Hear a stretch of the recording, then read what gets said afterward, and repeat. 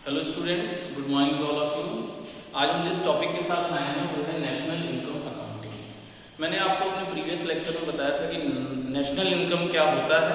आज हम यहाँ बात करेंगे कि हम नेशनल इनकम को कैलकुलेट कैसे करते हैं। सबसे पहले मैं आपको ये बता दूं कि this is a very important chapter from the board point of view because numerical comes from this chapter. Board में इस चैप्टर से न्यूमेरिकल आता है और वो न्यूमेरिकल तकरीबन 10 नंबर का होता है। एक 6 नंबर का न्यूमेरिकल होता है जो कि ऑप्शनल है और एक न्यूमेरिकल होता है जो 4 नंबर या 2 नंबर में इस तरह पाया जाता है और कुछ थ्योरी भी पार्ट्स रहती हैं उसके साथ। तो सबसे पहले जब हम बात करते हैं नेशनल इनकम अकाउंटिंग, किसी भी चीज को अकाउंटिंग का यहाँ पे मतलब है जैसे कि कैलकुलेट करने से। जब भी हम किसी चीज को कैलकुलेट करते हैं तो उसके लिए कुछ मेथड्स हैं, जैसा कि आपने मैथ्स में पढ़ा होगा कि फॉर्मूले होते हैं, वैसे यहाँ पे भी कुछ फॉर्मूले हैं। उन फॉर्मूलों का इस्तेमाल करके ही हम इस जो नेशनल इनकम का कॉन्सेप्ट है या नेशनल इनकम के जो क्वेश्चंस हैं हम उनको सॉल्व करते हैं। आइए हम पहले बताते हैं। सबसे पहले अगर हम मेथड्स की बात करें, नेशनल इनकम को सॉल्व करने के हमारे पास 3 मेथड हैं। पहला मेथड है हमारा प्रोडक्ट मेथड,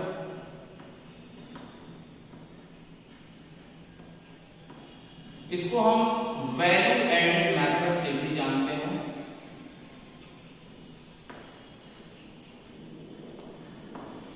ठीक है। दूसरा मेथड हमारा होता है इनकम मेथड और तीसरा मेथड हमारा होता है एक्सपेंडिचर मेथड। क्लियर? तो बेसिकली हमारे 3 मेथड है, पहला, दूसरा और तीसरा, और इन्हीं को आज हम यहां पे डिस्कस करेंगे। सबसे पहले हम पहले 2 मेथड्स को बताएंगे, फिर उसके बाद हम तीसरे मेथड पे। अब देखिए, मैंने आपको अपने प्रीवियस लेक्चर में ये बताया था कि नेशनल इनकम कैलकुलेट करने के लिए फॉर्मूले बनाना सीखना पड़ता है। जैसा कि कुछ कॉन्सेप्ट थे, ग्रॉस से नेट, डोमेस्टिक से नेशनल, मार्केट प्राइस से फैक्टर कॉस्ट। तो यहाँ पे भी कुछ उस कॉन्सेप्ट का हमको इस्तेमाल करना। तो थोड़ा अगर हम फ्लैशबैक में चले तो मैंने आपको बताया था किसी भी फार्मूले को बनाने के लिए हमको 2 चीजों की जरूरत पड़ती है। पहला, क्या हमारे पास है, what is given and what we have to find out.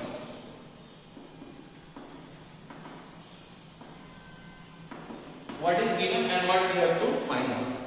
तो जब हम फार्मूले बनाते हैं तब तो ये चीजें हमको बड़ी आसानी से समझ में आ जाती हैं, लेकिन हम यहाँ पे क्या करेंगे, यहाँ पे तो आप सोचेंगे कि भाई फाइंड आउट क्या करना है। फाइंड आउट तो हमको नेशनल इनकम करना है। National income means what? NNPFC। तो फाइंड आउट तो हमको नेशनल इनकम करना है, लेकिन अब आप ये सोच रहे हो कि फाइंड आउट वाला तो मैं यहाँ पे कॉन्सेप्ट है, फाइंड आउट क्या करना है ये हमको पता है, लेकिन गिवन क्या है ये तो पता नहीं। तो आप ये तीनों मेथड्स के जब हम क्वेश्चन सॉल्व करते हैं तो हम इनके एग्रीगेट से शुरू करते हैं। जैसे कि अगर प्रोडक्ट मेथड का क्वेश्चन कोई भी हो, कुछ भी पूछे आपसे पूछे GNP, आपसे पूछे NNP, चाहे कुछ भी पूछे, तो अब आप वहां कंफ्यूज नहीं हो। आपको क्या करना है, प्रोडक्ट मेथड या वैल्यू एडेड मेथड का कोई भी क्वेश्चन हो तो उसकी शुरुआत हमको हमेशा करनी है किससे? GDP-MP, या इसी को हम GVA भी कहते हैं, ठीक है, ग्रॉस वैल्यू एडेड। अगर कोई क्वेश्चन इनकम मेथड का है तो उसकी शुरुआत हम करेंगे NDPFC से, net domestic product at factor cost. GDP का मतलब gross domestic product at market price, या GVA gross value added, same चीज होता है। एंड एक्सपेंडिचर मेथड का क्वेश्चन कोई हो तो उसकी शुरुआत करेंगे किससे? GDP। बात समझ में आ गई? तो ये आप एकदम दिमाग में बैठा लेंगे।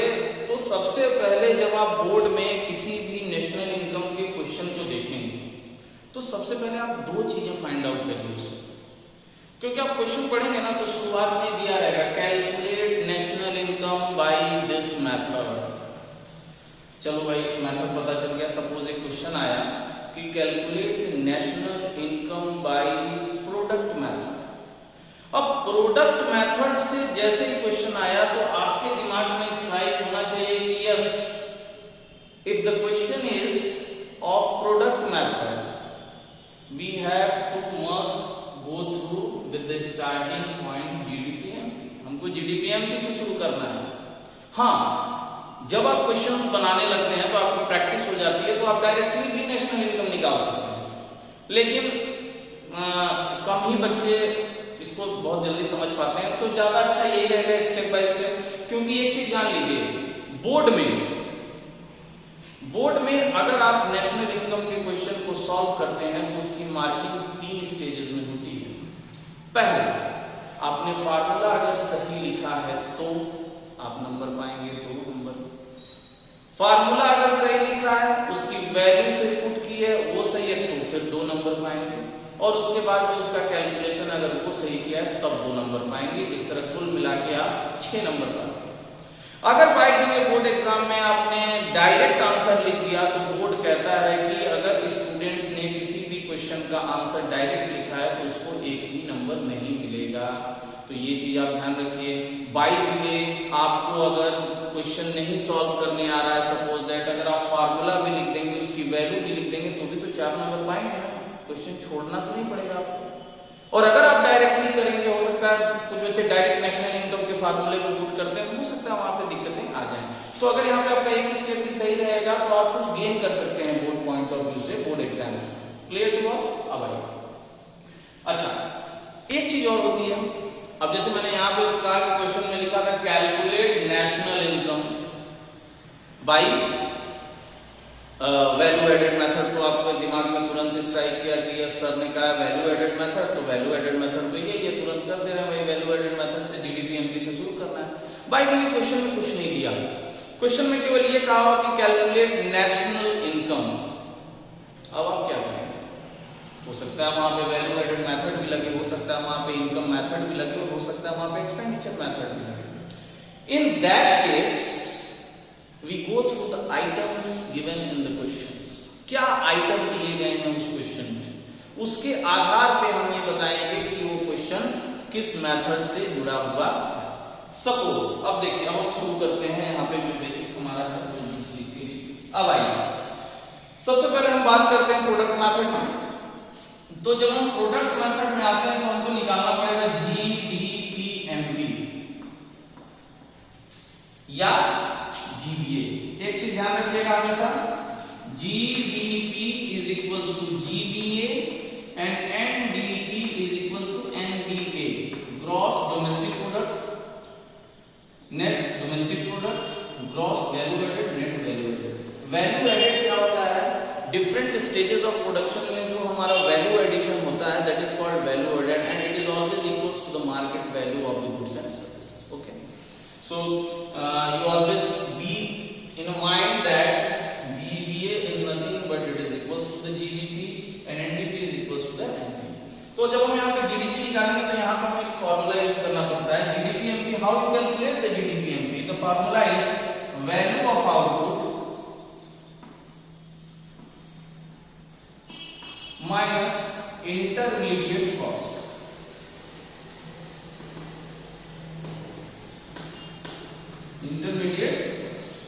Value of output minus intermediate cost. Intermediate cost आपको मैंने बताया था, इंटरमीडिएट कॉस्ट वो अमाउंट होता है जो प्रोड्यूसर इन्वेस्ट करता है on the purchase of raw material. Okay, तो अब यहाँ पे देखिए, अब अगर क्वेश्चन में वैल्यू ऑफ आउटपुट डायरेक्ट दिया हुआ है तो आपके लिए कोई दिक्कत नहीं है भाई। आपका अगर वैल्यू ऑफ आउटपुट डायरेक्ट दिया हुआ है तो आप वैल्यू ऑफ आउटपुट क्वेश्चन से उठा के रख देंगे, लेकिन ज्यादातर क्वेश्चन में ये नहीं दिया रहता है। तब आप क्या करेंगे? वैल्यू ऑफ आउटपुट अगर डायरेक्ट नहीं दिया तो इसको निकालने का तरीका है sales plus change in stock, sales plus change in stock minus IC, intermediate cost. अच्छा, कभी कभी ये इंटरमीडिएट कॉस्ट के कुछ नाम बदल दिए जाते हैं, जैसे ये लिखा रहता है कि purchase of raw material. Okay, clear? तो इसमें आप कंफ्यूज मत होइएगा, इंटरमीडिएट कंजम्पशन के नाम से भी ये लिखा रहता है, कहीं कहीं इंटरमीडिएट कॉस्ट होता है, कहीं इंटरमीडिएट कंजम्पशन होता है, कहीं परचेज ऑफ रॉ मटेरियल होता है। तो आपको यहाँ पे कंफ्यूज होने की जरूरत नहीं है, ये सारी चीजें एक ही हैं।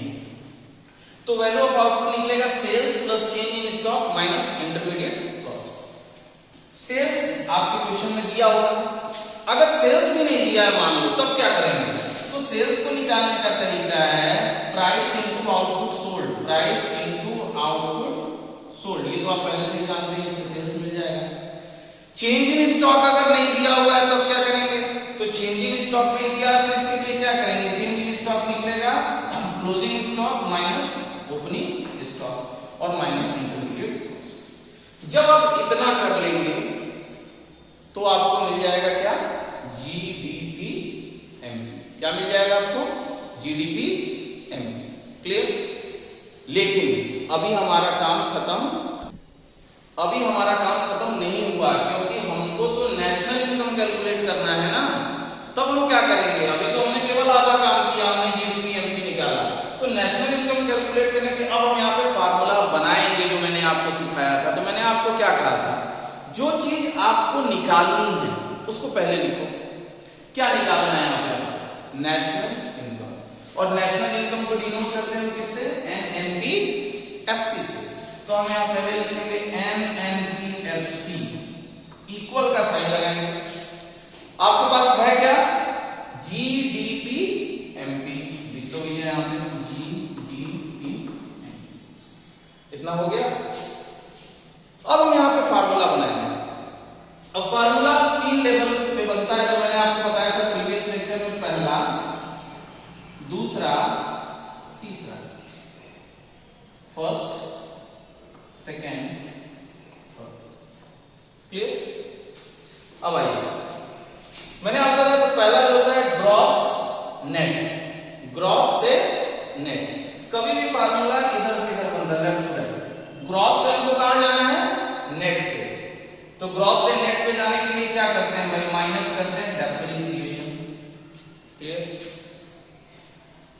डोमेस्टिक से नेशनल पे जाना है तो हम क्या करते हैं? प्लस करते हैं NFIA, net factor income from abroad. अगर क्वेश्चन में net factor income to abroad है तो आप उसको प्लस नहीं करेंगे, माइनस करेंगे। उसके बाद प्रोडक्ट कॉमन है, और उसके बाद मार्केट प्राइस से कहां जाना है? फैक्टर कॉस्ट पे। तो जब मार्केट प्राइस से फैक्टर कॉस्ट पे जाते हैं तो क्या करते हैं भाई? माइनस करते हैं एनआईटी, नेट इनडायरेक्ट टैक्स। अगर ये नेट इनडायरेक्ट टैक्स क्वेश्चन में डायरेक्ट दिया हुआ है then it's okay, otherwise you have to calculate this net indirect tax by deducting subsidies from total indirect cost. Means indirect cost minus subsidies के through हम इसकी value find out कर देंगे। अब जाके जब हम इनकी वैल्यूज भरेंगे, जैसे ये वैल्यू तो हमको यहां से मिल जाएगी, बाकी इनकी वैल्यूज क्वेश्चन में दी रहेंगी। जब हम इसको भरेंगे और इसको सॉल्व आउट करेंगे तब जाके हम 6 नंबर का काम करेंगे। अब बोर्ड में मार्किंग कैसे होगी? सपोज दैट आपने इतना काम कर लिया, मींस आप 2.5 नंबर पा गए, वैल्यू रख दिया आ गए, और वो 2, 1, 3, 1, 4, और जो इसका टोटल आपने सॉल्व करके निकाला इस पे 2 नंबर आ गया, 6 नंबर। इस प्रकार से आपको 6 नंबर मिल जाएंगे। So student, this is all about the product method of calculating national income.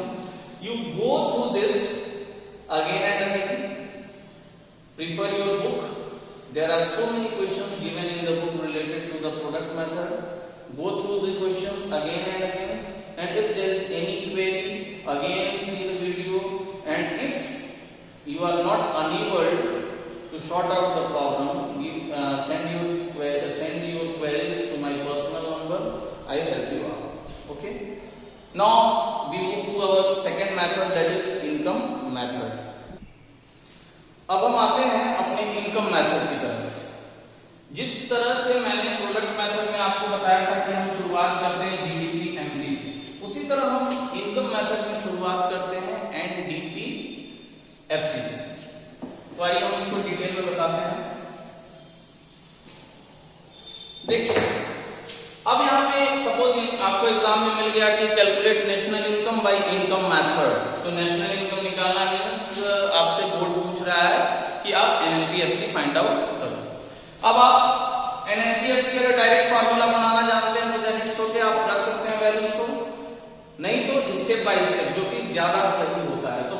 हम बात करते हैं इस फार्मूले की एनडीपीएफसी हम कैसे निकालेंगे। तो ये जो एनडीपीएफसी है इसको कैलकुलेट करने का फार्मूला होता है COE plus OS plus MI। ये तीन चीजों को जब हम जोड़ देते हैं तो हमको मिल जाता है net domestic product at factor cost. अब आप सोच रहे होंगे कि ये COE, OS और MI क्या है। सबसे पहले हम बताते हैं COE के बारे में। COE this is called compensation of employees. ये कहलाता है compensation of employees. Compensation of employees क्या होता है? कंपनसेशन का मतलब होता है क्षतिपूर्ति। आपने पढ़ा होगा इंश्योरेंस में कि इंश्योरेंस कंपनी लॉस को कंपनसेट करती है, तो यहाँ कोई लॉस की बात नहीं हो रही, यहाँ पे लिखा है कंपनसेशन ऑफ एम्प्लॉयज। एक्चुअली जब हम किसी के लिए काम करते हैं तो काम के बदले हमको एक पारिश्रमिक मिलता है जिसको हम रेम्यूनरेशन कहते हैं, सैलरीज के नाम से जानते हैं, वेजेस के नाम से जानते हैं। That is called in concept of national income, it is called as the compensation of employees. अब compensation of employees अगर क्वेश्चन में डायरेक्ट दे रखा है तब तो आप इसकी वैल्यू डायरेक्ट वहां से उठा के रख देंगे। अगर बाय दिए क्वेश्चन में compensation of employees अगर नहीं दिया है तब आप क्या करेंगे? तो जहां पे compensation of employees नहीं दिया रहता है वहां इसके कुछ determinants दिए रहते हैं जिनको हमको क्वेश्चन में ढूंढना पड़ेगा, और जब हम उनको समराइज कर लेंगे, एडअप कर लेंगे तो हमको कंपनसेशन ऑफ एम्प्लॉयज की वैल्यू पता चल जाएगी। अब वो क्या क्या है? तो सबसे पहले इसमें आता है salary and wages, salary and wages in cash. दूसरा आता है salary and wages in kind. तीसरा होता है इसमें employers contribution, employers contribution towards social security scheme, retirement pension। Clear? ये चार कंपोनेंट हैं। सपोज दैट आपने नेशनल इनकम का क्वेश्चन उठाया और वहां पे आपने देखा कि कंपनसेशन ऑफ एम्प्लॉयज नहीं दिया हुआ है, तो आप सोच रहे भाई कंपनसेशन ऑफ एम्प्लॉयज तो दिया नहीं, अब हम क्या करेंगे? अच्छा, तो आप क्या करेंगे? आप ढूंढेंगे अगर salary and wages in cash दिया, सपोज ये 100 दिया है, आप इसको ले लेंगे। ये नहीं दिया, जो दिया नहीं है उसको आप ढूंढेंगे नहीं, कह रहे भाई ऐसा तो नहीं लग रहा ना कि क्वेश्चन गलत छप गया। ये जरूरी नहीं है कि जो क्वेश्चन में दिया हुआ है हर एक आइटम आपके में भी इंक्लूड हो आपके उस क्वेश्चन के सॉल्यूशन में। आप ढूंढिए कि क्या आपके काम की चीज है, आप उसको लीजिए, बाकी को छोड़ दीजिए। ये मत सोचिए, जैसे कई बच्चे ये सोचते हैं suppose there are 10 items given in the question and you have to use only 7। अब आप सोच रहे हैं ये 3 कहां जाएगा यार, ये क्वेश्चन में दिया हुआ तो ये जाएगा जरूर नहीं, तो जबरदस्ती आप उसमें मिलाने लगेंगे, अरे यार नहीं ये ऐसे होगा, नहीं ये ऐसे होगा। नहीं, आप ये जरूरी नहीं है कि जितने आइटम उस क्वेश्चन में है वो सभी आपके उस सॉल्यूशन में यूज हों। What it? अब तो अगर आपको सैलरी कैश दिया 100, काइंड नहीं दिया, छोड़ दिए। एम्प्लॉयर्स, यहां एक चीज ध्यान दीजिएगा, एम्प्लॉय एंड एम्प्लॉयर ये दो कांसेप्ट होता है। एम्प्लॉय वो होता है जो काम करता है और एम्प्लॉयर वो होता है जिसके अंडर में काम कर रहा है। जैसे suppose I am working in novels, तो नॉवेल्स के जो चेयरमैन हैं वो हमारे एम्प्लॉयर हैं and I am the employee. तो यहाँ पे एम्प्लॉयर्स कंट्रीब्यूशन है, एम्प्लॉयज का नहीं है, यहाँ पे एम्प्लॉयर्स कंट्रीब्यूशन। ये ध्यान दीजिएगा, कई बच्चे इसमें कंफ्यूज जाते हैं। अगर आपको एग्जाम में कंफ्यूज करने के लिए एम्प्लॉयर और एम्प्लॉय दोनों का कंट्रीब्यूशन दे देगा तो आप वहां एक चीज ध्यान रखिएगा, आपको एम्प्लॉयज का नहीं एम्प्लॉयर्स का कंट्रीब्यूशन लेना है। क्लियर? तो सपोज ये 200 है और सपोज दैट पता चला रिटायरमेंट पेंशन सपोज कुछ नहीं दिया या मान लीजिए सपोज 10 दिया, तो ये आपका टोटल COE की वैल्यू होगी 310। अच्छा, कभी कभी क्या होता है कि कंपनसेशन ऑफ एम्प्लॉयज भी दे दिया रहता है और ये सब भी दे दिया रहता है, तब कई बच्चे क्या करते हैं, इसको भी ऐड कर देते हैं, इसको भी ऐड करते हैं। नहीं, जब आपको ये दिया हुआ है ऑलरेडी कंपनसेशन ऑफ एम्प्लॉयज तो आप इन वैल्यूज को इग्नोर कर देंगे because these are part of this compensation of employees. Clear to all? Okay, yes. अब आइए कंपनसेशन ऑफ एम्प्लॉयज के बाद हम चलते हैं किस पे? Second concept, that is operating surplus, OS। ये होता है ऑपरेटिंग सरप्लस।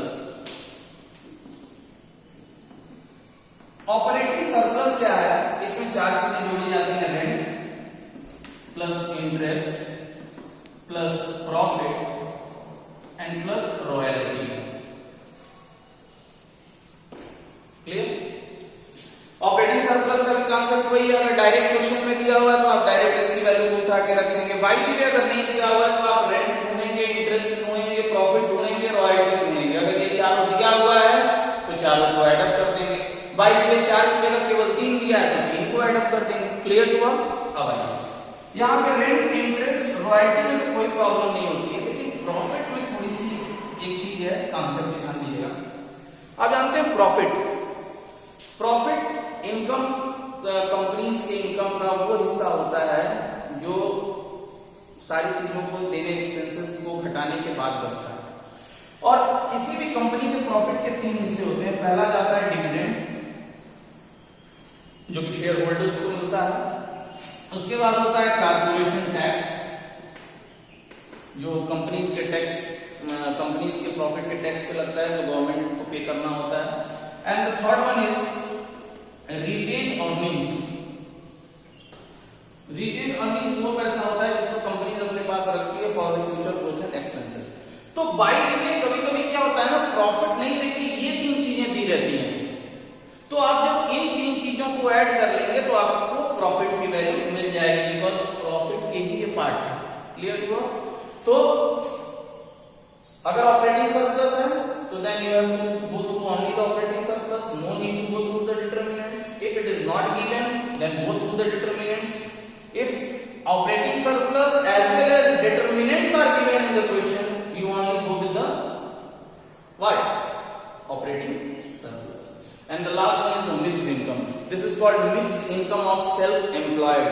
जब हम खुद का रोजगार करते हैं, जब हम खुद का कोई काम करते हैं तो लैंड, लेबर, कैपिटल, एंटरप्रेन्योर सब हमारे होते हैं, तो हमारी इनकम भी अपनी होगी। That is called mixed income. तो इसके कोई डिटरमिनेंट्स नहीं होते हैं, ये डायरेक्ट दिया रहता है। अगर ये डायरेक्ट नहीं दिया है तो it means it's value is 0। अगर जो दिया हुआ है क्वेश्चन में तो आप उसको रखें। क्लियर? तो जब अब हम इन तीनों को ऐड करेंगे एनडीपीएफसी तो हमको मिल जाएगा, एनडीपीएफसी भी निकालेंगे, सीओई, ओएस और एमआई को जब ऐड करेंगे तो हमको एनडीपीएफसी मिलेगा। जैसे ही हमको एनडीपीएफसी पता चलेगा हम फिर पुराने कॉन्सेप्ट पे जाएंगे फॉर मेकिंग द फार्मूला। हमको चाहिए था एनएनपीएफसी, हमारे पास है NDPFC. Clear?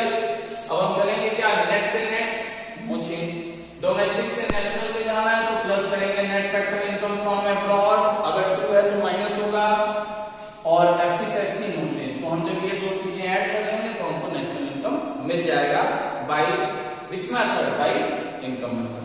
So student, this is all about the concept of calculating national income by product method and income method. You again go